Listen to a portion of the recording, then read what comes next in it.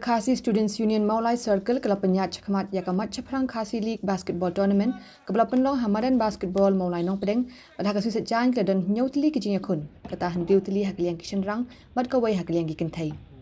haga jingiakob hakasu sejan ke jingiakob hakliang kishenrang kalong hapdeng ka dubak ji persya ya ke Eagle Elite hakaba ke Eagle Elite kala penram ya ke dubak da laifulai la hendriu hakaba udame babit dor kain jong ke Eagle Elite ulayo nam player of the match.